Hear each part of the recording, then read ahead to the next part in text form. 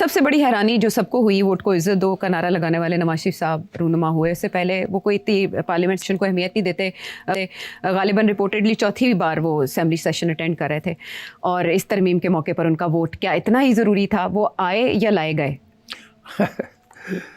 नवाज शरीफ साहब को कोई नहीं ला सकता, वो आए। पहली बात तो ये आप समझ लें इस बात को। अच्छा। दूसरी बात, एक और गलत फहमी है, उसको भी दूर कर दें कि मियाँ साहब दिली ख्वाहिश उनकी जो भी हो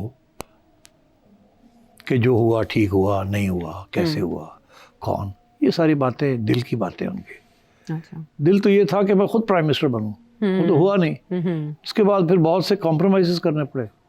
जब आप एक बड़ा कॉम्प्रोमाइज़ हो जाता है तो उसके बाद फिर छोटे कॉम्प्रोमाइज़ के बाद के रास्ते खुल जाते हैं ना। आदत हो जाती है। वो नहीं, आदत की बात नहीं है, रास्ता कोई नहीं होता। अगर आप वो नहीं करेंगे तो बड़ा कॉम्प्रोमाइज़ भी आपके गले पड़ जाएगा। तो वंस यू डिसाइड कि हमने रहना है इस कोर्स पे, ओके, तो फिर उसके बाद ये सारी चीज़ें करनी पड़ती हैं। तो इसलिए ये कॉन्स्टिट्यूशनल अमेंडमेंट जो है, ये जैसे इनका फैसला हुआ कि हाँ ये अब करना पड़ेगा हमें, और कोई चारा नहीं है। मियाँ साहब ज़हन में बड़े क्लियर हैं, दिल में जो भी वो सोचते हों कि क्या कहाँ गया चार्टर ऑफ डेमोक्रेसी, कहाँ गई कॉन्स्टिट्यूशन, कहाँ गई वो मेरी ख्वाहिश है कि सिविलियन सुप्रीमेसी हो। मैं तो 3 दफ़ा गया बिकॉज मैं वो चाहता था।